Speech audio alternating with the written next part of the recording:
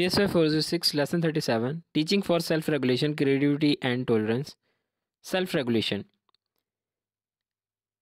Self-regulation is a process we use to activate and sustain our thoughts, behaviors and emotions in order to reach our goals. In other words, what we do to attain our goals in life, including self-learning, learning of new skills, sustaining old skills, self-control and motivating ourselves to attain what we want to attain, is self-regulation. Four factors that contribute to self-regulation: knowledge, motivation, volition or willpower, and family influences. Knowledge. Self regulation मुतासर होती है student की खुद की self के knowledge से, subject matter से जो वो स्टडी करता है, स्ट्रेटजीज़ जो कि इसके लिए अवेलेबल होती हैं. मोटिवेशन.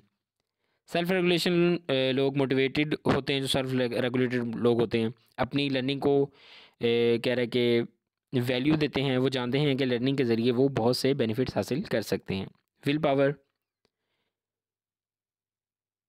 लोग अपने टास्क पर जो विल पावर होती है जिन लोगों में, वो अपने टास्क पर मुकम्मल फोकस रखते हैं और ज़्यादा से ज़्यादा बेनिफिट्स हासिल करते हैं, अपनी एफर्ट्स करते हैं. Family influence. कह रहे कि parents who themselves are self regulated bring forth children who show self regulation. Parents who encourage self regulation in their children facilitate self regulation in their children. Creativity. Creativity is defined as the ability to produce original and appropriate work is called creativity. Aspects of divergent thinking. इसके अंदर कह रहा है कि divergent thinking जो है इसकी तीन एक्सपेक्ट्स बता रहा है. ओरिजिनलिटी है.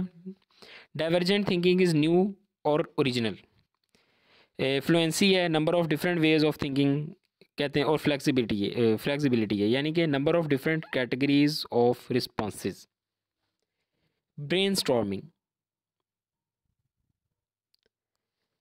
नए नए आइडियाज़ को जनरेट करना, इन्हें इवेलुएट किए बगैर. इसमें हम अपनी इमेजिनेशन को बिल्कुल फ्री छोड़ देते हैं. इसको ब्रेन स्टॉर्मिंग कहते हैं. मतलब जो आपके जहन में आता है वो आप या तो नोट करते रहते हैं, जो भी आइडिया, जिस तरह की आइडियाज़ आते हैं.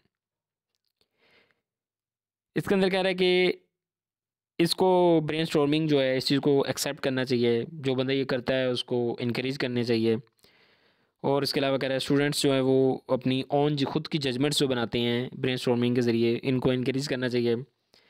और इस चीज़ पर एम्फेसाइज करना चाहिए कि हर बंदा जो है वो क्रिएटिव है, उसके अंदर इतनी एबिलिटी है, वो क्रिएटिव है, चीज़ों को मुख्तलिफ फॉर्म्स के अंदर वो नई नई फॉर्म जो है वो उनकी बना सकता है. Measurement of creativity. दो कह रहा है कि इसके अंदर टाइप्स हैं इसकी मेजर करने की, वर्बल है और ग्राफिक है. वर्बल टेस्ट के अंदर है person is instructed to think as many use of an object as possible. मतलब कि एक ऑब्जेक्ट के बारे में जितने भी पॉसिबल वेज के बारे में वो सोच सकता है, उसको कहा जाता है कि वो सोचे उसके बारे में, आइडियाज़ है अपनी एक चीज़ के बारे में. ग्राफिक टेक्सटिंग के अंदर कह रहा है कि स्टूडेंट को जो है वो पर्सन को ड्राइंग बनाने को कहा जा सकता है, उसको कोई ब्लॉक, कोई इस तरह की कोई डिज़ाइन वगैरह कोई इस किस्म का बनाने को कहा जा सकता है, देखने के लिए कि वो कितना ज़्यादा क्रिएटिव है.